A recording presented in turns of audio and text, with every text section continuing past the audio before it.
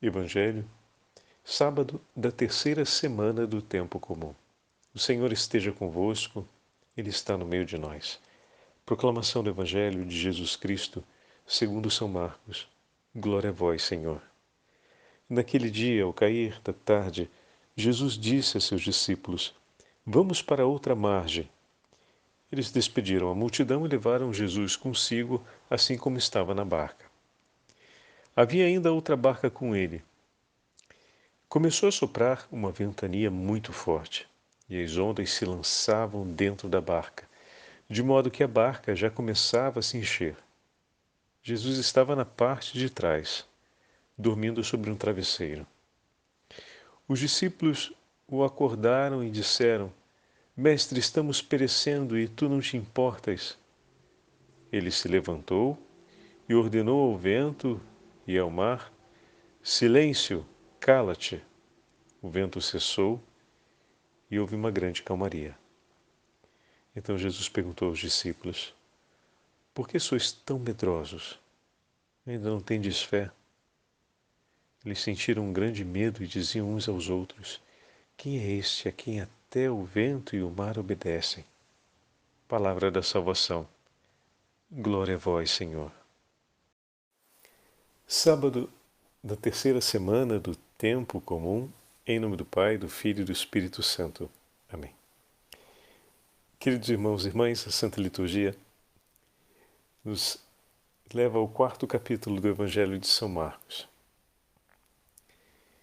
E o texto do Evangelho de hoje nos apresenta um episódio conhecido de todos nós, Jesus que acalma a tempestade, poderíamos dizer Jesus que salva os discípulos do meio da tempestade, poderíamos dizer ainda Jesus que triunfa sobre os poderes da terra.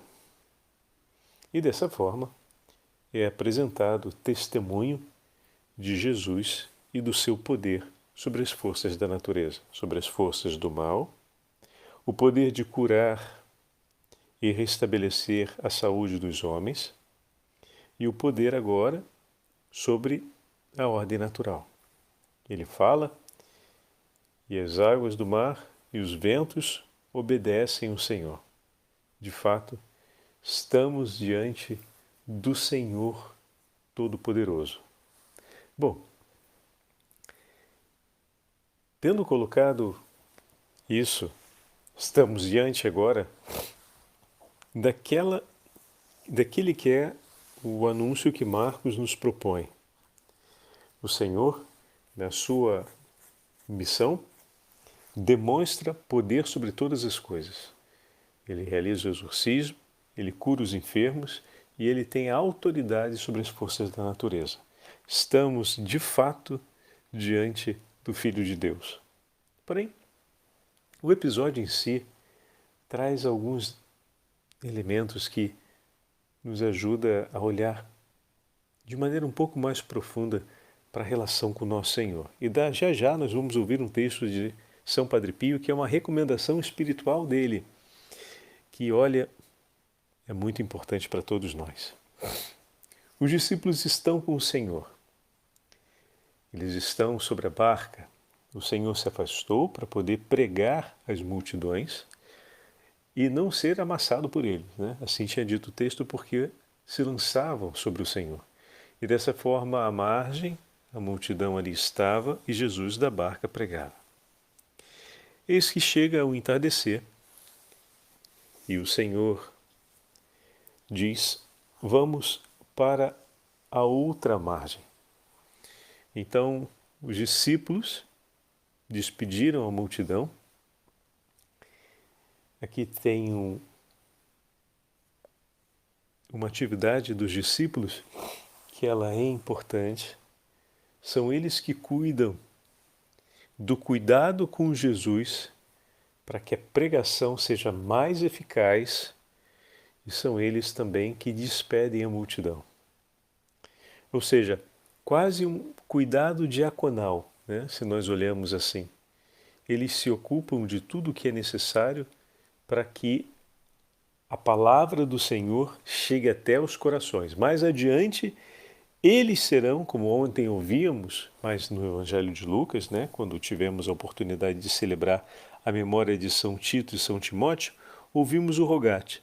Quando os discípulos, eles vão agora em nome do Senhor pelos lugares onde o próprio Senhor deve andar. Então, os discípulos se tornarão os anunciadores do Evangelho. Mas nesse momento específico do Evangelho de hoje, eles são aqueles que realizam um exercício diaconal. Eles cuidam desse anúncio, para que a boa nova do Senhor, para que a palavra do Senhor, proclamada pelo próprio Senhor, chegue até os corações. Então, eis aqui algo que não podemos nos esquecer. Por quê? Muitas vezes vamos cumprir diversos ofícios e serviços no seio da igreja, como pastores do povo de Deus, como responsáveis pela comunidade paroquial, na nossa família, como pai de família, como encarregado da casa, como mãe que cuida dos filhos, e em diversas outras circunstâncias nós vamos cumprir papéis que são importantes no cuidado, no pastoreio daquela porção ou daquela pequenina fração ou daquelas almas que o Senhor nos deu a responsabilidade de cuidar em seu nome e de conduzir até Ele. E nesse exercício, no cumprimento desse papel, em muitas situações nós vamos ser responsáveis por anunciar a boa nova do Senhor. Porém, sempre nos acompanhará o cuidado ou o exercício diaconal. Ainda que como sacerdote eu seja um anunciador da palavra do Senhor, então na pessoa do próprio Senhor eu proclamo o Evangelho na hora da missa, na celebração dos sacramentos, eu anuncio a palavra e depois instruo o povo de Deus na pessoa de Cristo. Porém, em todo o meu agir, eu devo ter sempre presente esse zelo diaconal, ou seja, de empenhar a minha vida para ajudar as pessoas a estarem mais próximas da palavra do Senhor e fazer com que a palavra do Senhor esteja próxima delas. E ao mesmo tempo chamá-las para seguirem caminho depois de terem ouvido a palavra. Então esse é um zelo que vai nos acompanhar em todos os ofícios que a igreja e a nossa vocação nos levaram um dia a cumprir. Sermos zelosos diáconos, a fim de que os corações estejam preparados, prontos, dispostos, cuidar deles, para que eles possam receber o anúncio da palavra de Deus. E cuidar também do anúncio dessa palavra. Os discípulos cuidam do Senhor acomodando-o na barca e acomodando as multidões à margem. Então eles estão como mediadores no exercício diaconal a fim de que os corações cheguem a Cristo e a palavra de Cristo chegue aos corações. E no final, eles se ocupam também de despedir, ou seja, de colocar aquela multidão em caminho após ter recebido essa palavra.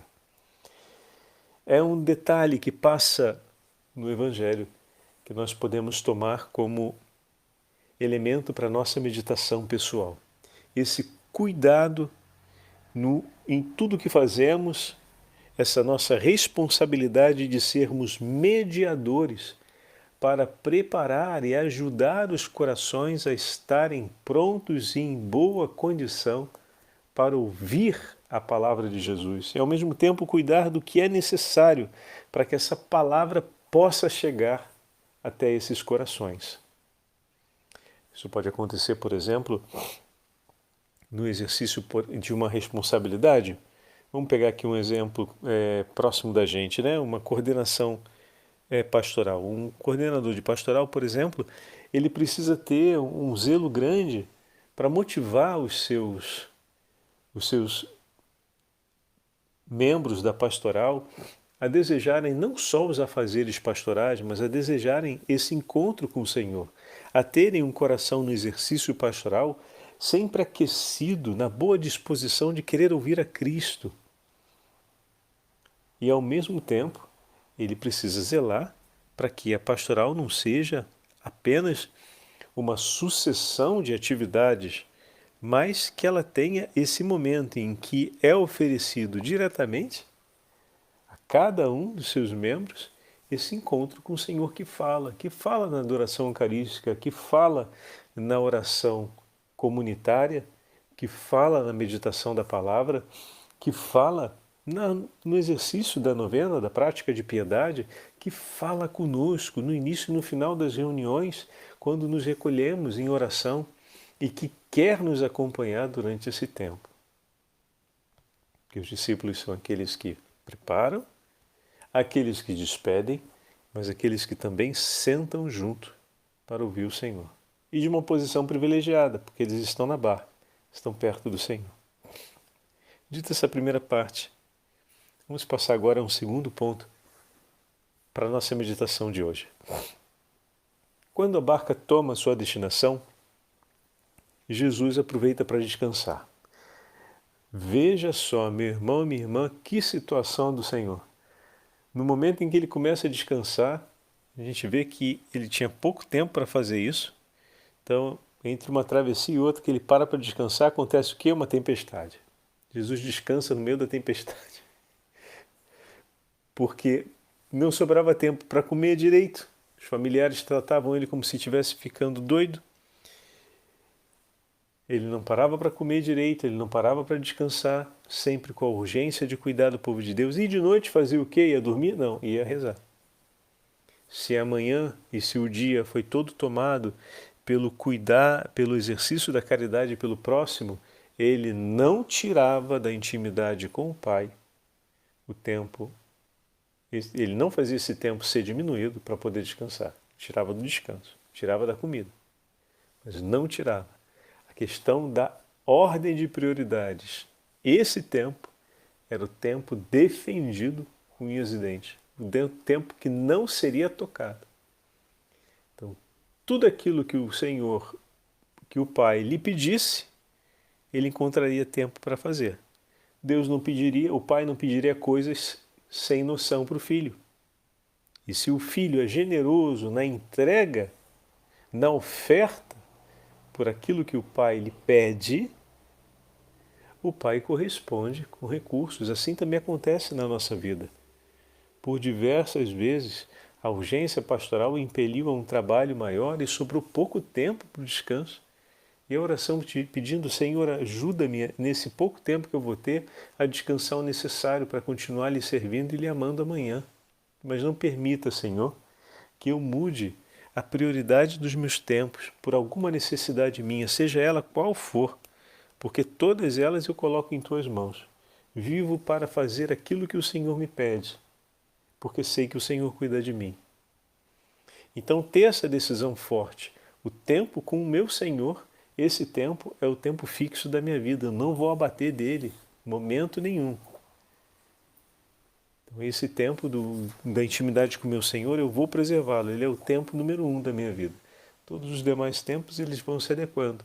Na medida em que acontece a urgência da caridade, ela vai tendo a segunda prioridade, e a partir daí, sucessivamente, até chegar o tempo das outras realidades elementares que têm a sua importância, mas para elas também o Senhor pode intervir, né? Sobre elas o Senhor pode intervir em nosso favor. Então é importante zelar por aquilo que o Senhor nos dá, mas sem inverter a prioridade que o Senhor nos comanda, né? Amar a Deus sobre todas as coisas e o próximo como a nós mesmos. Então o tempo da oração e a pronta disposição ao exercício da caridade são as duas prioridades que a gente tem que ter sempre viva na nossa vida. Bom, naquele momento em que estava acontecendo a navegação, Jesus para descansar em cima de um travesseiro, era o que tinha ali, né? E começa a tempestade. Água para lá, água para cá. O medo dos discípulos, o medo de perecerem, o medo de morrerem. A água que entra no barco. E a pergunta é bem curiosa.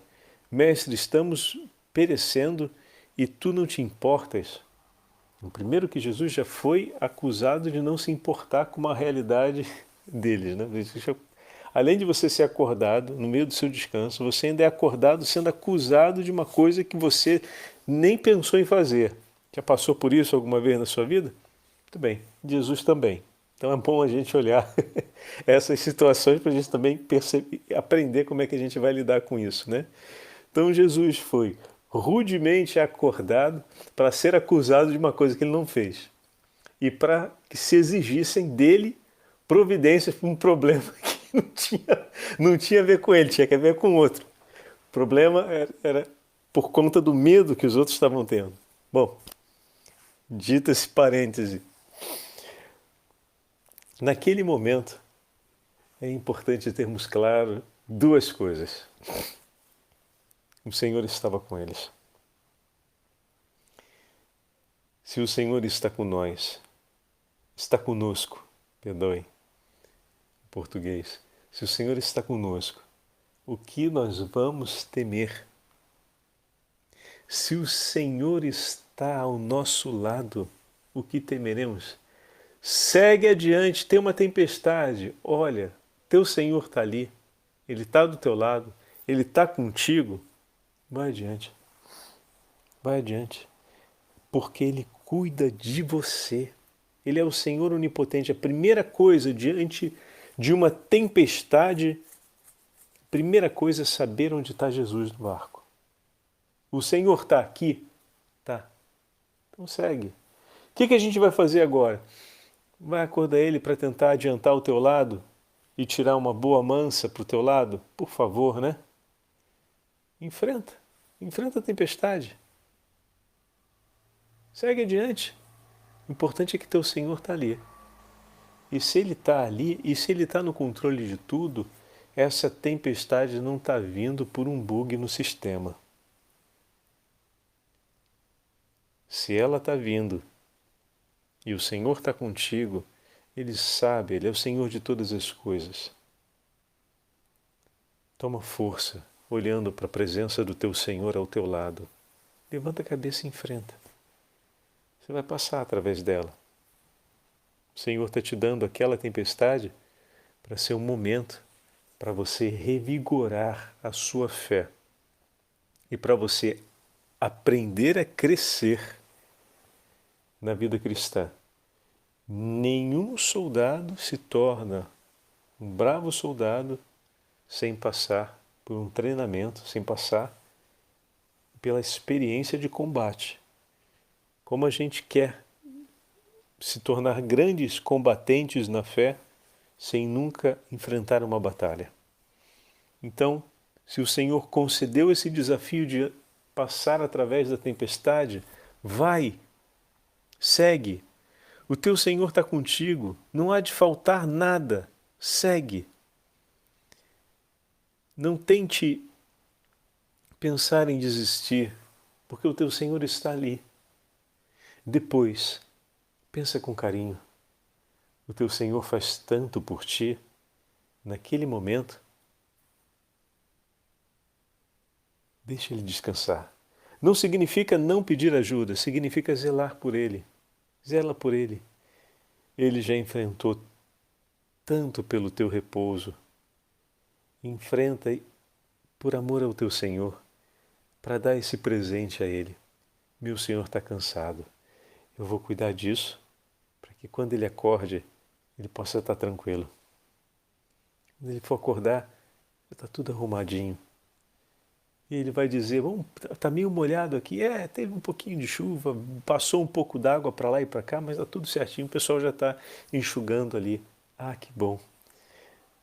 Eu sabia que eu podia contar com você. Não, Senhor, foi mesmo pela providência do Pai que nós cuidamos de tudo. E a nossa alegria é saber que o Senhor pôde descansar. Foi possível lhe oferecer esse descanso. O nome disso é reparação, se queremos pegar a linguagem da ascética e mística para falar a respeito desse tema. Oferecer essa consolação para o coração do Senhor. A gente fala constantemente disso. Assumir a vida como um ato de amor a Jesus para lhe dar um conforto. Meu Senhor faz tanto, deixa ele descansar.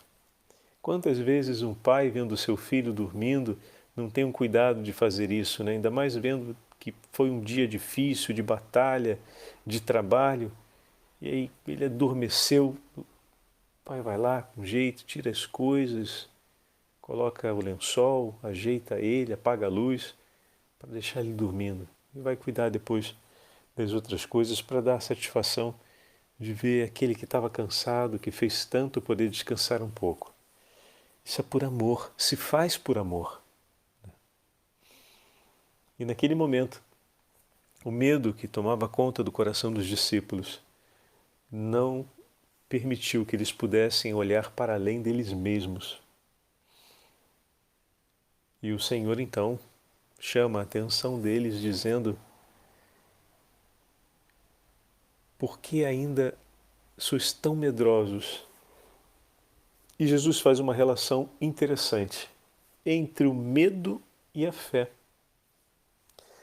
A fé nos permite olhar para além de nós mesmos, enquanto o medo não nos permite isso.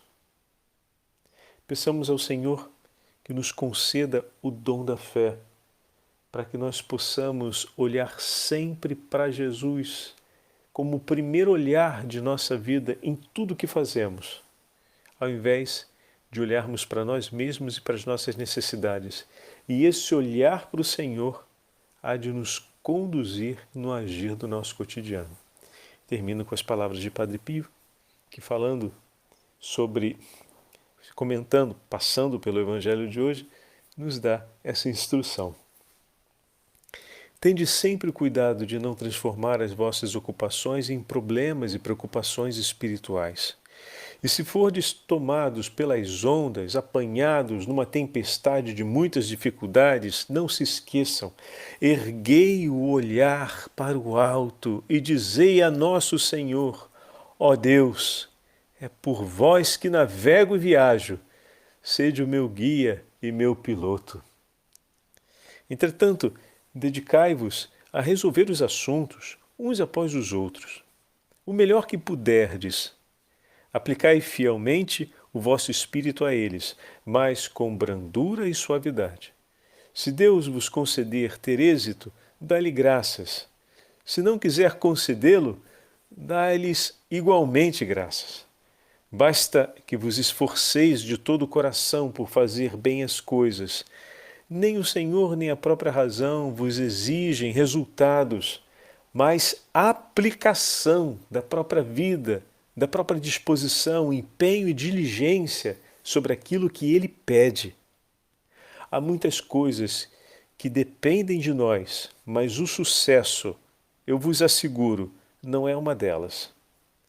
Vivei em paz e descansai sem medo no coração divino, onde estamos bem abrigados das tempestades do mundo e onde nem a justiça de Deus pode chegar. Esforçai-vos por dominar as angústias do vosso coração. Confiança e calma na grande obra da vossa santificação e da santificação dos outros. O resto é com Jesus. Ele pensa e Ele cuida. O Senhor esteja convosco. Ele está no meio de nós. Pela intercessão de São Padre Pio de Pietrelcina, pela intercessão de Santa Ângela, pela intercessão da Beatíssima Virgem Maria, Rainha de todos os santos, abençoe-vos o Deus Todo-Poderoso, Pai, Filho e Espírito Santo. Amém.